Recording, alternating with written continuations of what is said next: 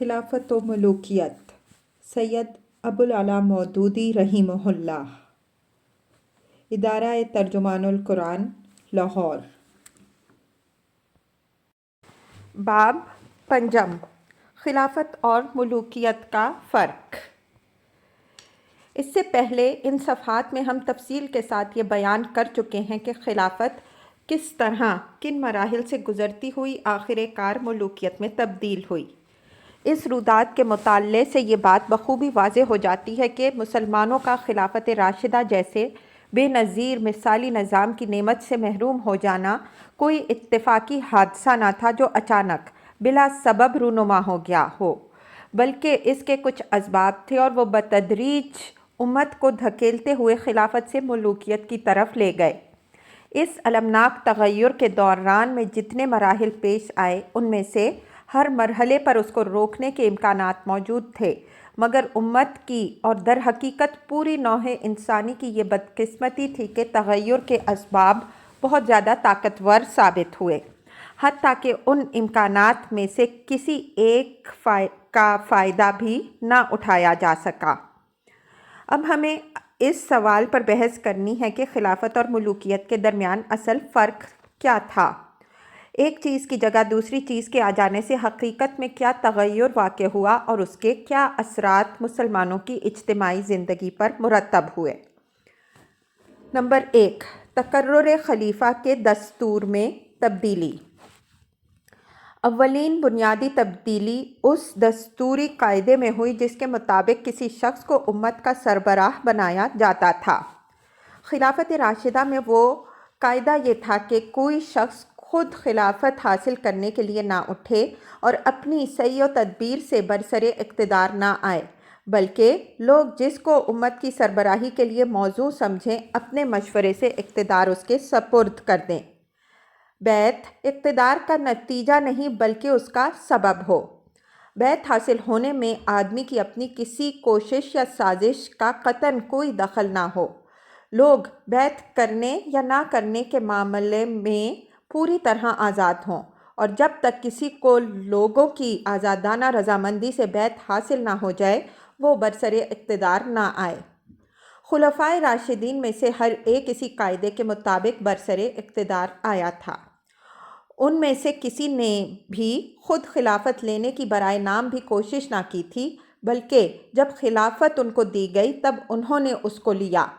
سیدنا علی رضی اللہ عنہ کے متعلق اگر کوئی شخص زیادہ سے زیادہ کچھ کہہ سکتا ہے تو وہ یہ ہے کہ وہ اپنے آپ کو خلافت کے لیے احق سمجھتے تھے، لیکن کسی قابل اعتبار تاریخی روایت سے ان کے متعلق یہ بات ثابت نہیں ہوتی کہ انہوں نے خلافت حاصل کرنے کے لیے کبھی کسی درجے میں کوئی ادنا سی کوشش بھی کی ہو، لہٰذا ان کا محض اپنے آپ کو احق سمجھنا اس قاعدے کے خلاف قرار نہیں دیا جا سکتا۔ در حقیقت چاروں خلفاء اس معاملے میں بالکل یکساں تھے کہ ان کی خلافت دی ہوئی خلافت تھی، نہ کہ لی ہوئی خلافت۔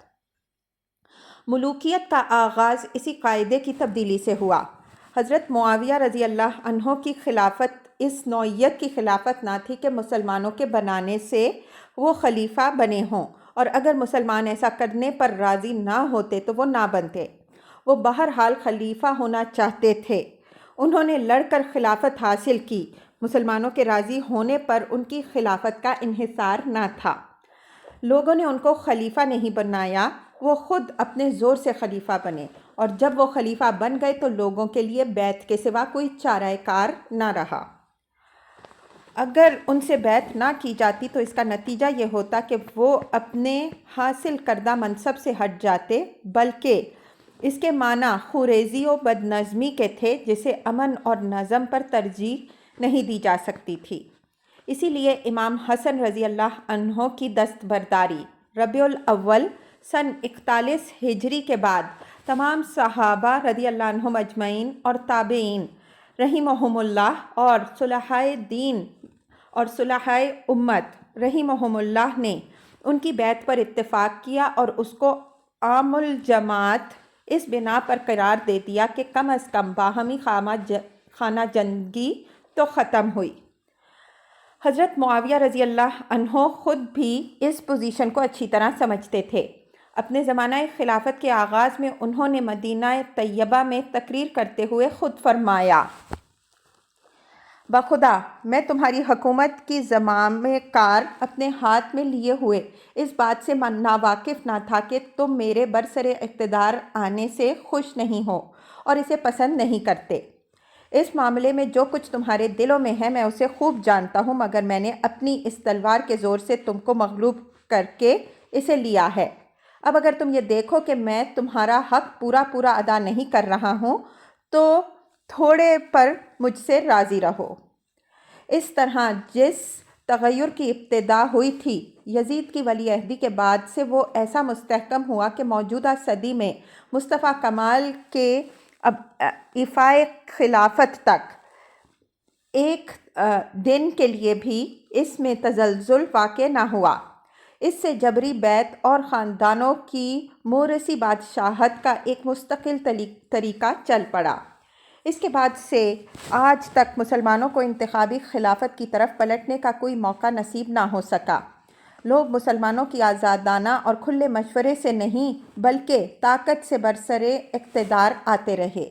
بیعت سے اقتدار حاصل ہونے کے بجائے اقتدار سے بیعت حاصل ہونے لگی۔ بیعت کرنے یا نہ کرنے میں مسلمان آزاد نہ رہے۔ بیعت کا حاصل ہونا اقتدار پر قابض ہونے اور قابض رہنے کے لیے شرط نہ رہا۔ لوگوں کی اول تو یہ مجال نہ تھی کہ جس کے ہاتھ میں اقتدار آیا ہوا تھا اس کے ہاتھ پر بیعت نہ کرتے، لیکن اگر وہ بیعت نہ بھی کرتے تو اس کا نتیجہ ہرگز یہ نہ ہوتا کہ جس کے ہاتھ میں اقتدار آ گیا ہو وہ ان کے بیعت نہ کرنے کی وجہ سے ہٹ جائے۔ یہاں یہ بحث بالکل غیر متعلق ہے کہ مسلمانوں کی آزادانہ مشاورت کے بغیر جو خلافت یا امارت بزور قائم ہوگی وہ آئینی طور پر منعقد ہو جاتی ہے یا نہیں۔ اصل سوال منعقد ہونے یا نہ ہونے کا نہیں بلکہ یہ ہے کہ اسلام میں نصب خلافت کا صحیح طریقہ آیا وہ ہے جس سے خلفائے راشدین خلیفہ ہوئے یا وہ جس سے حضرت معاویہ اور ان کے بعد کے لوگ خلیفہ بنے۔ ایک طریقہ کسی کام کے کرنے کا وہ ہے جس کی اسلام نے ہم کو ہدایت دی ہے۔ دوسرا طریقہ اسی کام کے کرنے کا وہ ہے جس کے مطابق اگر وہ کام کر ڈالا جائے تو اسلام اسے برداشت کر لینے کی ہمیں صرف اس لیے تلقین کرتا ہے کہ اسے مٹانے اور بدلنے کی کوشش کہیں اس سے بھی زیادہ بدتر حالات پیدا نہ کر دے۔ بڑا ظلم کرے گا وہ شخص جو ان دونوں کو ایک درجے میں رکھ دے اور دعویٰ کرے کہ اسلام میں یہ دونوں طریقے یکساں جائز ہیں۔ ایک محض جائز نہیں بلکہ عین مطلوب ہے، دوسرا اگر جائز ہے تو قابل برداشت ہونے کی حیثیت سے ہے، نہ کہ پسندیدہ اور مطلوب ہونے کی حیثیت سے۔ نمبر 2، خلفاء کے طرز زندگی میں تبدیلی۔ دوسری نمایاں تبدیلی یہ تھی کہ دور ملوکیت کے آغاز ہی سے بادشاہ قسم کے خلفاء نے کیسر و کسریٰ کا طرز زندگی اختیار کر لیا اور اس طریقے کو چھوڑ دیا جس پہ نبی صلی اللہ علیہ وآلہ وسلم اور چاروں خلفائے راشدین رضی اللہ عنہم اجمعین زندگی بسر کرتے تھے۔ انہوں نے شاہی محلات میں رہنا شروع کر دیا، شاہی حرس، باڈی گارڈ ان کے محلوں کی حفاظت کرنے اور ان کے جلو میں چلنے لگے۔ حاجب و دربان ان کے اور عوام کے درمیان حائل ہو گئے۔ رعیت کا براہ راست ان تک پہنچنا اور ان کا خود رعیت کے درمیان رہنا سہنا اور چلنا پھرنا بند ہو گیا۔ اپنی رعیت کے حالات معلوم کرنے کے لیے وہ اپنے ماتحت کار پردازوں کے محتاج ہو گئے جن کے ذریعے سے کبھی کسی حکومت کو بھی صحیح صورت احوال کا علم نہیں ہو سکا ہے، اور رعیت کے لیے بھی یہ ممکن نہ رہا کہ بلا توسط ان تک اپنی حاجات اور شکایات لے کر جا سکیں۔ یہ طرز حکومت اس طرز کے بالکل برعکس تھا جس پر خلفائے راشدین حکومت کرتے تھے۔ وہ ہمیشہ عوام کے درمیان رہے جہاں ہر شخص سے آزادی کے ساتھ مل سکتا تھا۔ وہ بازاروں میں چلتے پھرتے تھے اور ہر شخص ان کا دامن پکڑ سکتا تھا۔ وہ پانچوں وقت عوام کے ساتھ انہی کی صفوں میں نماز پڑھتے تھے اور جمعے کے خطبوں میں ذکر اللہ اور تعلیم دین کے ساتھ ساتھ اپنی حکومت کی پالیسی سے بھی عوام کو آگاہ کرتے تھے اور اپنی ذات اور اپنی حکومت کے خلاف عوام کے ہر اعتراض کا جواب وہی بھی دیا کرتے تھے۔ اس طریقے کو حضرت علی رضی اللہ عنہ نے کوفے میں اپنی جان کا خطرہ مول لے کر آخر وقت تک نبھایا، لیکن ملوکیت کا دور شروع ہوتے ہی اس نمونے کو چھوڑ کر روم و ایران کے بادشاہوں کا نمونہ اختیار کر لیا گیا۔ اس تبدیلی کی ابتدا حضرت معاویہ کے زمانے میں ہو چکی تھی، بعد میں یہ برابر بڑھتی چلی گئی۔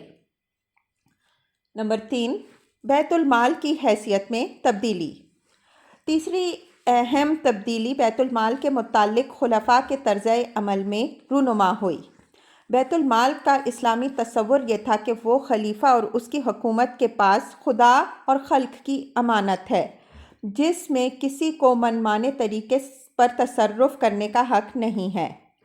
خلیفہ نہ اس کے اندر قانون کے خلاف کوئی چیز داخل کر سکتا ہے، نہ قانون کے خلاف اس میں سے کچھ خرچ کر سکتا ہے۔ وہ ایک ایک پائی کی آمد اور خرچ کے لیے جواب دہ ہے، اور اپنی ذات کے لیے وہ صرف اتنی تنخواہ لینے کا حقدار ہے جتنی ایک اوسط درجے کی زندگی بسر کرنے کے لیے کافی ہو۔ دور ملوکیت میں بیت المال کا یہ تصور اس تصور سے بدل گیا کہ خزانہ بادشاہ اور شاہی خاندان کی ملک ہے، رعیت بادشاہ کی محض باج گزار ہے اور کسی کو حکومت سے حساب پوچھنے کا حق نہیں ہے۔ اس دور میں بادشاہوں اور شہزادوں کی بلکہ ان کے گورنروں اور سپہ سالاروں تک کی زندگی جس شان سے بسر ہوتی تھی وہ بیت المال میں بے جا تصرف کے بغیر کسی طرح ممکن نہ تھی۔ حضرت عمر بن عبدالعزیز نے اپنے زمانہ میں جب شہزادوں اور امراء کی ناجائز املاک کا محاسبہ کیا، اس وقت انہوں نے خود اپنی 40,000 دینار سالانہ جائیداد جو انہیں اپنے والد عبدالعزیز بن مروان سے میراث میں ملی تھی بیت المال کو واپس کی۔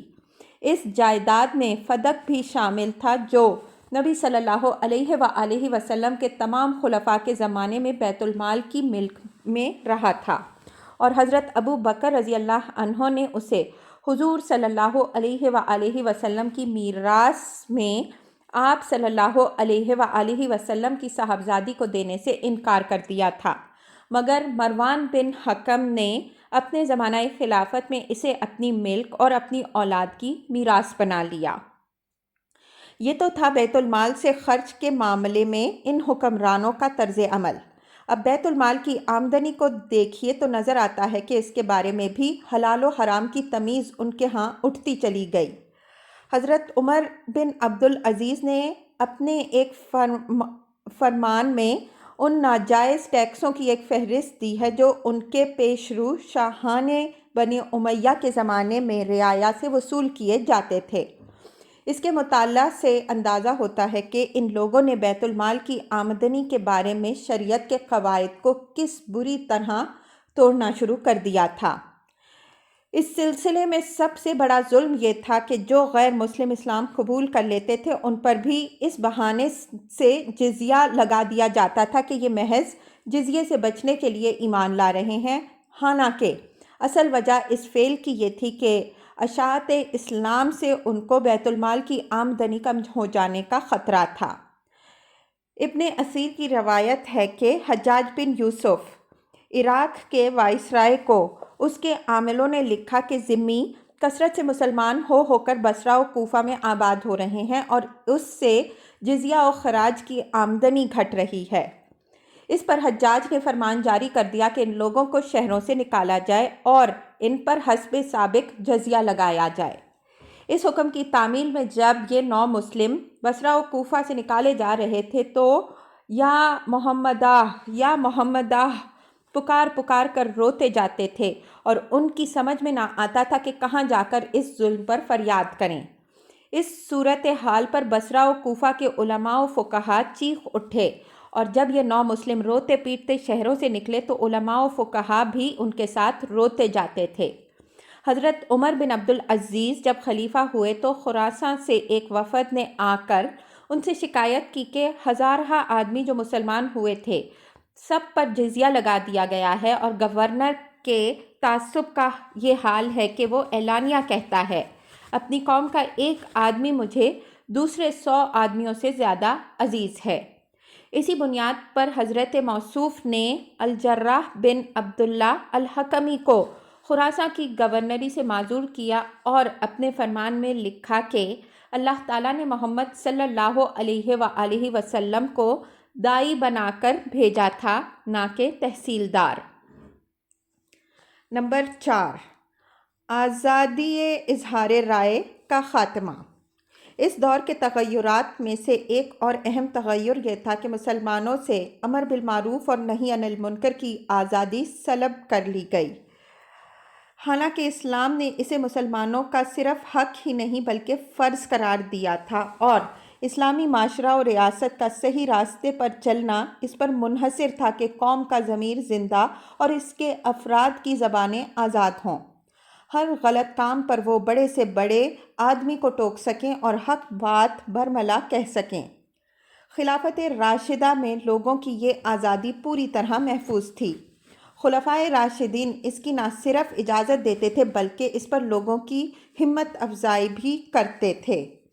ان کے زمانے میں حق بات کہنے والے ڈانٹ اور دھمکی سے نہیں، تعریف اور تحسین سے نوازے جاتے تھے، اور تنقید کرنے والوں کو دبایا نہیں جاتا تھا بلکہ ان کو معقول جواب دے کر مطمئن کرنے کی کوشش کی جاتی تھی۔ لیکن دور ملوکیت میں ضمیروں پر قفل چڑھا دیے گئے اور زبانیں بند کر دی گئیں۔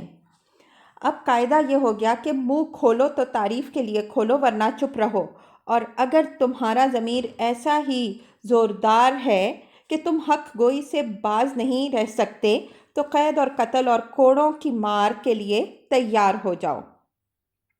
چنانچہ جو لوگ بھی اس دور میں حق بولنے اور غلط کاریوں پر ٹوکنے سے باز نہ آئے ان کو بدترین سزائیں دی گئیں تاکہ پوری قوم دہشت زدہ ہو جائے۔ اس نئی پالیسی کی ابتدا حضرت معاویہ رضی اللہ عنہ کے زمانے میں حضرت حجر بن عدی کے قتل 51 ہجری سے ہوئی، جو ایک زاہد و عابد صحابی اور صلحائے امت میں ایک اونچے مرتبے کے شخص تھے۔ حضرت معاویہ رضی اللہ عنہ کے زمانے میں جب ممبروں پر خطبوں میں اعلانیہ حضرت علی رضی اللہ عنہ پر لعنت اور سب و شتم کا سلسلہ شروع ہوا تو عام مسلمانوں کے دل ہر جگہ ہی اس سے زخمی ہو رہے تھے، مگر لوگ خون کا گھونٹ پی کر خاموش ہو جاتے تھے۔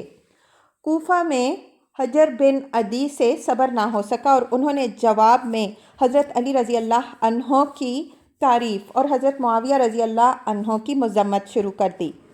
حضرت مغیرہ رضی اللہ عنہ جب تک کوفے کے گورنر رہے وہ ان کے ساتھ رعایت برتتے رہے۔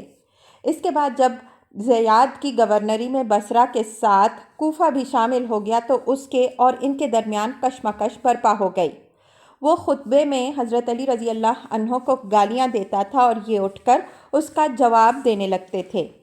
اسی دوران میں ایک مرتبہ انہوں نے نماز جمعہ میں تاخیر پر بھی اس کو ٹوکا۔ آخر کار اس نے انہیں اور ان کے 12 ساتھیوں کو گرفتار کر لیا اور ان کے خلاف بہت سے لوگوں کی شہادتیں اس فرد جرم پر لیں کہ انہوں نے ایک جتھا بنا لیا ہے، خلیفہ کو اعلانیہ گالیاں دیتے ہیں، امیر المؤمنین کے خلاف لڑنے کی دعوت دیتے ہیں۔ ان کا یہ دعویٰ ہے کہ خلافت آل ابی طالب کے سوا کسی کے لیے درست نہیں۔ انہوں نے شہر میں فساد برپا کیا اور امیر المؤمنین کے عامل کو نکال باہر کیا۔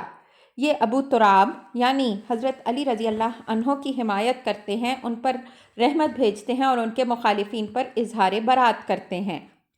ان گواہیوں میں سے ایک گواہی قاضی شریح کی بھی ثبت کی گئی، مگر انہوں نے ایک الگ خط میں حضرت معاویہ رضی اللہ عنہ کو لکھ بھیجا کہ میں نے سنا ہے کہ آپ کے پاس حجر بن عدی کے خلاف جو شہادتیں بھیجی گئی ہیں ان میں ایک میری شہادت بھی ہے۔ میری اصل شہادت حجر کے متعلق یہ ہے کہ وہ ان لوگوں میں سے ہیں جو نماز قائم کرتے ہیں، زکوٰۃ دیتے ہیں، دائماً حج و عمرہ کرتے رہتے ہیں، نیکی کا حکم دیتے ہیں اور بدی سے روکتے ہیں۔ ان کا خون اور مال حرام ہے، آپ چاہیں تو انہیں قتل کریں اور ورنہ معاف کر دیں۔ اس طرح یہ ملزم حضرت معاویہ رضی اللہ عنہ کے پاس بھیجے گئے اور انہوں نے ان کے قتل کا حکم دے دیا۔ قتل سے پہلے جلادوں نے ان کے سامنے جو بات پیش کی تھی وہ یہ تھی کہ ہمیں حکم دیا گیا ہے کہ اگر تم علی رضی اللہ عنہ سے برات کا اظہار کرو اور ان پر لعنت بھیجو تو تمہیں چھوڑ دیا جائے گا ورنہ قتل کر دیا جائے۔ ان لوگوں نے یہ بات ماننے سے انکار کر دیا اور حجر نے کہا میں زبان سے وہ بات نہیں نکال سکتا جو رب کو ناراض کرے۔ آخر کار وہ اور ان کے 7 ساتھی قتل کر دیے گئے۔ ان میں سے ایک صاحب عبد الرحمن بن حسان کو حضرت معاویہ رضی اللہ عنہ نے زیاد کے پاس واپس بھیج دیا اور اس کو لکھا کہ انہیں بدترین طریقے سے قتل کرو، چنانچہ انہیں زندہ دفن کرا دیا گیا۔ اس واقعہ نے امت کے تمام صلحاء کا دل دہلا دیا۔ حضرت عبداللہ بن عمر رضی اللہ عنہ اور حضرت عائشہ رضی اللہ عنہ کو یہ خبر سن کر سخت رنج ہوا۔ حضرت عائشہ رضی اللہ عنہ نے حضرت معاویہ رضی اللہ عنہ کو اس فعل سے باز رکھنے کے لیے پہلے ہی خط لکھا تھا۔ بعد میں جب ایک مرتبہ حضرت معاویہ رضی اللہ عنہ ان سے ملنے آئے تو انہوں نے فرمایا اے معاویہ، تمہیں حجر کو قتل کرتے ہوئے خدا کا ذرا خوف نہ ہوا؟ حضرت معاویہ رضی اللہ عنہ کے گورنر خراساں ربیع بن زیاد الحارثی نے جب یہ خبر سنی تو پکار اٹھے خدایا، اگر تیرے علم میں میرے اندر کچھ خیر باقی ہے تو مجھے دنیا سے اٹھا لے۔ حضرت حسن بصری رحمہ اللہ فرماتے ہیں حضرت معاویہ رضی اللہ عنہ کے 4 افعال ایسے ہیں کہ اگر کوئی شخص ان میں سے کسی ایک کا ارتکاب بھی کرے تو وہ اس کے حق میں مہلک ہو۔ ایک، ان کا اس امت پر تلوار سونت لینا اور مشورے کے بغیر حکومت پر قبضہ کر لینا، حالانکہ امت میں بقایائے صحابہ موجود تھے۔ دوسرے، ان کا اپنے بیٹے کو جانشین بنانا، حالانکہ وہ شرابی اور نشہ باز تھا، ریشم پہنتا تھا اور تنبورے بجاتا تھا۔ تیسرے، ان کا زیاد کو اپنے خاندان میں شامل کرنا، حالانکہ نبی صلی اللہ علیہ وآلہ وسلم کا صاف حکم موجود تھا کہ اولاد اس کی ہے جس کے بستر پر وہ پیدا ہوئی ہو، اور زانی کے لیے کنکر پتھر ہیں۔ چوتھے، ان کا حجر اور اس کے ساتھیوں کو قتل کر دینا۔ اس کے بعد لوگوں کی آواز کو جبر و ظلم سے دبانے کا سلسلہ بڑھتا چلا گیا۔ مروان ابن الحکم نے اپنی گورنری یہ مدینہ کے زمانے میں حضرت مسعور بن مخزمہ کو اس قصور میں لات مار دی کہ انہوں نے اس کی ایک بات پر یہ کہہ دیا کہ آپ نے یہ بری بات کہی ہے۔ حجاج بن یوسف کو ایک مرتبہ حضرت عبداللہ بن عمر رضی اللہ عنہ نے خطبہ لمبا کرنے اور نماز جمعہ میں حد سے زیادہ تاخیر کرنے پر ٹوکا تو اس نے کہا میرا ارادہ ہے کہ تمہاری یہ دونوں آنکھیں جس سر میں ہیں اس پر ضرب لگاؤں۔ عبد الملک بن مروان سن 75 ہجری میں جب مدینہ گیا تو منبر رسول صلی اللہ علیہ وآلہ وسلم پر کھڑا ہو کر اس نے اعلان کیا کہ میں اس امت کے امراض کا علاج تلوار کے سوا کسی اور چیز سے نہ کروں گا۔ اب اگر کسی نے مجھے اتق اللہ کہا تو میں اس کی گردن مار دوں گا۔ ولید بن عبد الملک نے ایک دفعہ خطبہ جمعہ کو اتنا طول دیا کہ عصر کا وقت بھی گزرنے لگا۔ ایک شخص نے اٹھ کر کہا امیر المؤمنین، وقت آپ کا انتظار نہ کرے گا اور نماز میں اتنی تاخیر کر دینے پر آپ خدا کے سامنے کوئی عذر نہ پیش کر سکیں گے۔ ولید نے جواب دیا اے شخص، تو نے سچ کہا، مگر ایسے راست گفتار آدمی کی جگہ وہ نہیں ہے جہاں تو کھڑا ہے۔ چنانچہ اسی وقت شاہی باڈی گارڈ نے اسے قتل کر کے جنت پہنچانے کا انتظام کر دیا۔ یہ پالیسی رفتہ رفتہ مسلمانوں کو پست ہمت اور مصلحت پرست بناتی چلی گئی۔ خطرہ مول لے کر سچی بات کہنے والے ان کے اندر کم ہوتے چلے گئے۔ خوشامد اور ضمیر فروشی کی قیمت ٹارگٹ میں چڑھتی اور حق پرستی اور راست بازی کی قیمت گرتی چلی گئی۔ اعلیٰ قابلیت رکھنے والے ایماندار اور باضمیر لوگ حکومت سے بے تعلق ہو گئے اور عوام کا یہ حال ہو گیا کہ انہیں ملک اور اس کے معاملات میں کوئی دلچسپی باقی نہ رہی۔ حکومتیں آتی اور جاتی نہیں مگر لوگ ان کی آمد و رفت کے تماشائی بن کر رہ گئے۔ عام لوگوں میں اس پالیسی نے جس سیرت و کردار کو نشو و نما دینا شروع کیا، اس کا ایک نمونہ وہ واقعہ ہے جو حضرت علی بن حسین امام زین العابدین کے ساتھ پیش آیا۔ وہ بیان کرتے ہیں کہ سانحہ کربلا کے بعد ایک شخص چھپا کر مجھے اپنے گھر لے گیا اور میری خوب خاطر مدارت کی۔ اس کا حال یہ تھا کہ ہر وقت مجھے دیکھ دیکھ کر روتا تھا اور میں اپنی جگہ یہ سمجھتا تھا کہ میرے لیے اگر کسی شخص کے اندر وفا ہے تو وہ یہ شخص ہے۔ اتنے میں عبید اللہ بن زیاد کی یہ منادی سنی گئی کہ جو کوئی علی بن حسین کو ہمارے پاس پکڑ کر لائے گا اسے 300 درہم انعام دیے جائیں گے۔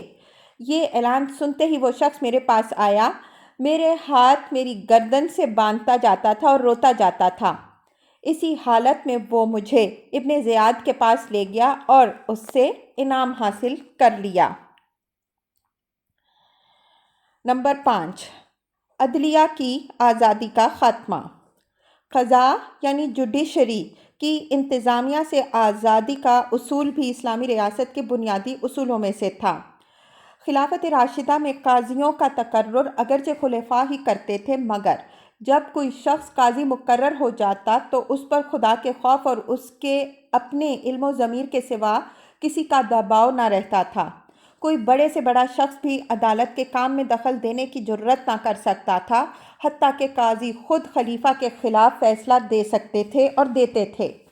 مگر جب ملوکیت آئی تو بالآخر یہ اصول بھی ٹوٹنا شروع ہو گیا۔ جن معاملات سے ان بادشاہ قسم کے خلفاء کو سیاسی اسباب یا ذاتی مفاد کی بنا پر دلچسپی ہوتی تھی، ان میں انصاف کرنے کے لیے عدالتیں آزاد نہ رہیں، حتیٰ کہ شہزادوں، گورنروں، قائدین اور شاہی محلات کے متولین تک کے خلاف مقدمات میں عدل کرنا مشکل ہو گیا۔ اس کا بڑا سبب یہ تھا کہ اس زمانے میں صالح علماء بالعموم قضاء کا منصب قبول کرنے سے انکار کر دیتے تھے، اور جو عالم ان حکمرانوں کی طرف سے عدالت کی کرسی پر بیٹھنے پر راضی ہو جاتا اسے لوگ شک کی نگاہ سے دیکھنے لگتے۔ عدلیہ پر انتظامیہ کی دست درازی یہاں تک بڑھی کہ گورنروں کو قاضیوں کے عزل و نصب کا اختیار دے دیا گیا، حالانکہ خلفائے راشدین کے زمانے میں یہ اختیارات خلیفہ کے سوا کسی کو حاصل نہ تھے۔ نمبر 6، شوروی حکومت کا خاتمہ۔ اسلامی ریاست کے بنیادی قواعد میں سے ایک اہم قاعدہ یہ تھا کہ حکومت مشورے سے کی جائے اور مشورہ ان لوگوں سے لیا جائے جن کے علم، تقویٰ، دیانت اور اصابت رائے پر امت کو اعتماد ہو۔ خلفائے راشدین کے زمانے میں قوم کے بہترین لوگ ان کے مشیر تھے، جو دین کا علم رکھنے والے اور اپنے علم و ضمیر کے مطابق پوری آزادی کے ساتھ بے لاگ رائے دینے والے ہوتے تھے۔ پوری قوم کو ان پر یہ اعتماد تھا کہ وہ حکومت کو کبھی غلط راستے پر نہ جانے دیں گے۔ یہی لوگ امت کے حل و عقد کو تسلیم کیے جاتے تھے۔ مگر جب ملوکیت کا دور آیا تو یہ قاعدہ بھی بدل گیا۔ شورا کی جگہ شخصی استبداد نے لے لی۔ حق شناس اور حق گواہ اہل علم سے بادشاہ اور بادشاہوں سے یہ لوگ دور بھاگنے لگے۔ اب بادشاہوں کے مشیر اگر تھے تو ان کے گورنر قائدین شاہی خاندان کے امراء اور درباری لوگ تھے، نہ کہ وہ اہل الرائے اصحاب جن کی قابلیت اور دیانت و امانت پر امت کو اعتماد تھا۔ اس سبب سے بڑا نقصان یہ ہوا کہ ایک بڑھتے ہوئے تمدن میں پیش آنے والے قانونی مسائل میں فیصلہ دینے والا کوئی ایسا با اختیار ادارہ باقی نہ رہا جس کی طرف معاملات میں بروقت رجوع کیا جا سکتا ہو، جس کے اجماعی یا جمہوری فیصلے قانون اسلامی کے جز بن جائیں اور پھر ملک کی تمام عدالتیں انہی کے مطابق معاملات کے تسویے کرنے لگیں۔ جہاں تک حکومت کے نظم و نسق، اہم داخلی و خارجی مسائل اور عام پالیسی کے معاملات کا تعلق تھا، یہ شاہی کونسل ان کے فیصلے تو برے یا بھلے کر سکتی تھی، لیکن قانونی مسائل کے فیصلے کرنا اس کے بس کا کام نہ تھا۔ اس کی جرات اگر یہ لوگ کرتے بھی تو امت کا اجتماعی ضمیر ان کے فیصلوں کو ہضم کرنے کے لیے تیار نہ تھا۔ وہ خود بھی اپنی حیثیت کو جانتے تھے اور امت بھی ان کو فاسق و فاجر سمجھتی تھی۔ ان کا کوئی دینی و اخلاقی وقار نہ تھا کہ ان کے فیصلے اسلامی قانون میں شامل ہو سکتے۔ علماء اور فقہاء نے اس خلا کو پر کرنے کی کوشش میں کوئی کسر اٹھا نہ رکھی، مگر ان کی یہ کوشش انفرادی نوعیت کی تھی۔